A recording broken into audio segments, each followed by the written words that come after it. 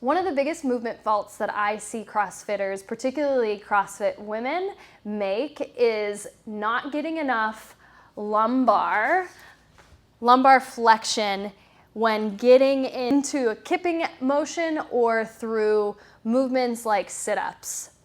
This is a problem because when we don't get enough flexion, we compensate elsewhere. This could be our hips, this could be other areas of our spine, and that can lead to wear and tear in certain areas and not enough use of other areas. My name is Dr. Jocelyn Conley. I'm a pelvic floor physical therapist and co-founder of the Vagina Docs. And in this video, I'm gonna run through a progression to build deep and outer core strength in a hollow position. Now, when we don't develop spinal mobility, meaning control from deep to the outside, we can run into issues also at like pressure management issues that lead to leakage or weakness in the vaginal canal wall, where now our bladder or our rectum is pushing into the vaginal canal. So pressure management is super important. In this video, I'm going to dive into the actual exercise progression. So if you have not watched the deep core progression in the supine position of how to just get your body into neutral position, watch that first. A couple things that I would want you to be able to do before you attempt this progression and the way I'm going to coach it is being able to connect to your deep core and your group versus individually, meaning you can connect to your pelvic floor and pull in your belly button and then also maintain that as you breathe. If not, you still can do this, but just keep in mind, we can only focus on so much at once. So take your time in figuring out what you need to focus on first and then layer on other things as you're ready. Only thing you'll need in this video is potentially a rolled up yoga mat for support or a foam roller. First exercise will be a supine posterior pelvic tilt. That's going to be the basic foundation first. Then we're going to do a partial hollow hold, and then we'll go into a full hollow hold. This exercise is developing endurance, postural endurance, and strength in max flexion. Know as you get stronger, you're going to be able to get more flexion.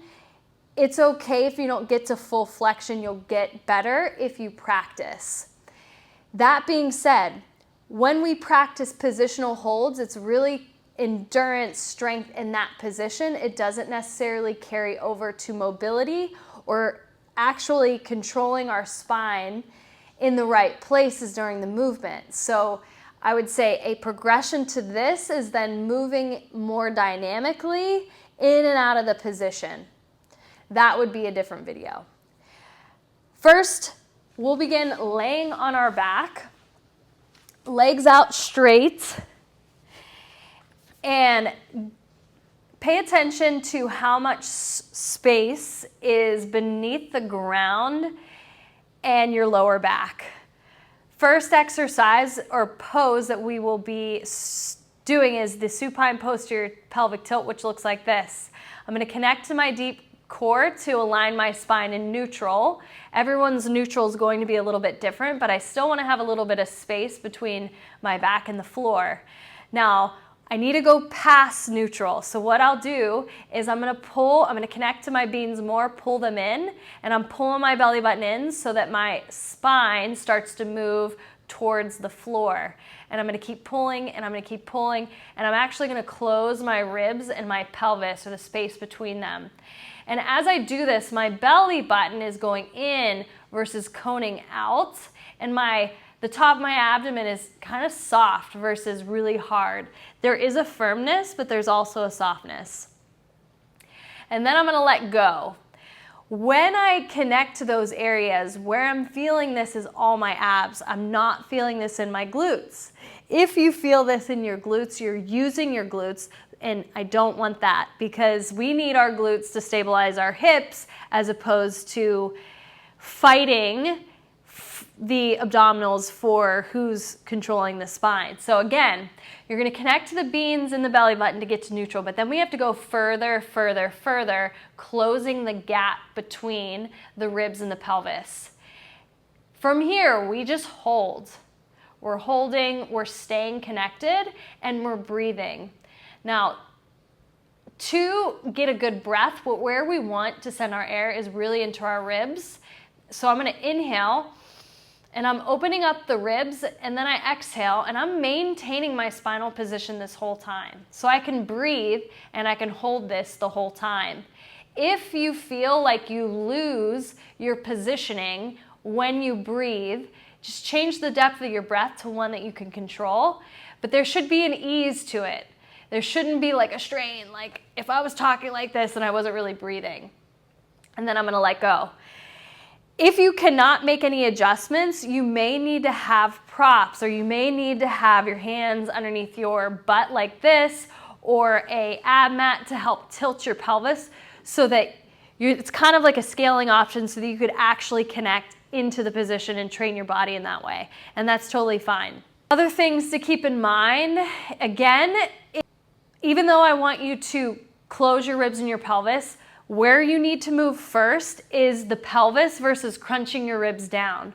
When we crunch the ribs down, we want that to happen, but we want that to follow tipping of the pelvis first, because our upper fibers of our abdominal wall and our outer bigger ab muscles will want to take over the lower weaker fibers that most of us have.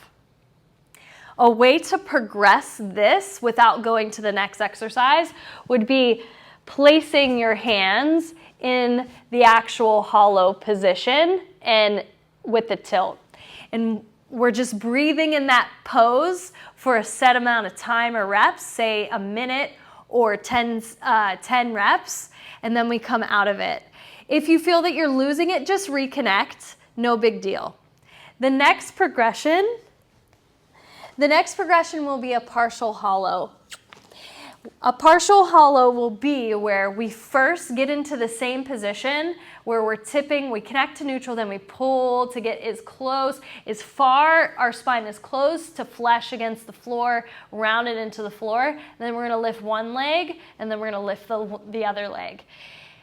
Each of our legs are about 10% of our body weight, so it's pretty heavy. If you need to support your legs so that you can stay connected to your muscle, one good option is just lightly on this foam, on a foam roller or a yoga mat roll. When your legs are up, you are pulling in with your pelvic floor, you're pulling in with your belly button a lot more than where you were before. And you still want to be able to breathe. The hold is going to start for about 5 seconds, and then you want to build to about 10 seconds, 15 seconds, all the way up to potentially 30 seconds. Through that 30 seconds, you are breathing. You are continuing to reconnect, pulling in, pulling in, pulling in, making sure your pelvis and your ribs are connected and that your hips do not hike up too much. Common error here is people, once they get tired, they start to lose it, and then here my hips flex and my lower back arches. A telltale sign that you are in a suboptimal position is if you feel it more in your low back than your abs, or if you feel your hip flexors really burning. How we combat this, besides the excellent core connection, is once we're in this position where glutes are engaged and our quads are engaged and our feet are pulling together so that our lower extremities are an extension, and then I'm pulling in, pulling in, pulling in, pulling in, and then I'm coming out of it after my hold. It is going to be harder to get a deeper breath in this as opposed to the pelvic tilt. It's okay if it's not a big, deep breath, as long as you're breathing and you're staying connected. Things to look out for are coning in your abdominal wall or doming, where the abdomen comes to a pretty significant point. If you have a little bit, that's okay, as long as you're pulling in. That continuous pulling inward action helps control the pressure. If you cannot control it at all, then we may need to make some modifications, or potentially areas of the deep core are not doing their job. The other thing to look out for is if you feel like you're bearing down or pressing down into your pelvic floor. I will say a lot of people don't actually know that they're doing that. So something to look out for is the engagement strategy where, let's say someone tells you, brace your abs as if someone's gonna punch you in the stomach. That strategy typically results in a bearing down into the pelvic floor, into the vaginal canal, and that's not what we want. We want a support versus a brace. The next progression is a full hollow. The same modifications can be made, but now, so we get into neutral, we get into neutral, then we get into a tilt, and then one leg, both legs. And here we are. Glutes are engaged, supporting the hips. Quads are engaged, supporting the knees. Belly button, pelvic floor is connected. I'm pretty soft, but I'm also firm here, and I'm breathing. And then I come out. Hold time is going to be anywhere from a few seconds, making your way up to 10 to 15, as long as it makes sense towards your goals. Not a lot of positions require a 30-second hold in this challenging a position. However, if you can really control that, you're going to be building some serious postural strength. What I typically suggest for sets and reps is you work in one progression of the exercise anywhere from 1 week to a month, doing 5 to 10 reps, 2 to 3 sets, holding for anywhere from 5 to 10 seconds, and then moving on to the next progression to the next progression.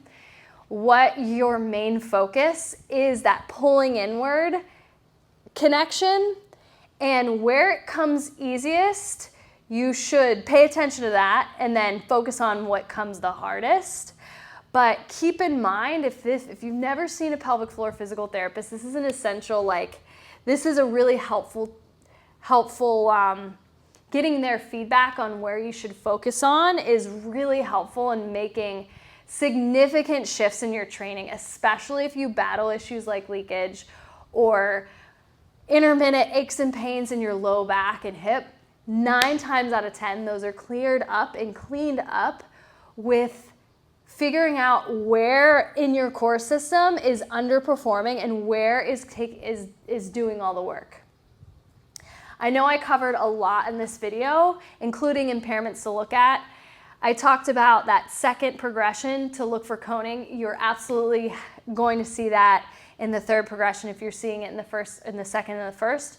So keep that in mind. If you can't control that at all, there is a possibility that you have some significant weakness in either the connective tissue or muscular tissue in the abdominal wall. Important to get checked because that can be as big of a contributor to issues like leakage as pelvic floor weakness is a contributor to leakage. Any questions you have, please comment below. You can also contact me directly. Otherwise, thank you for watching, and I will see you on the next video.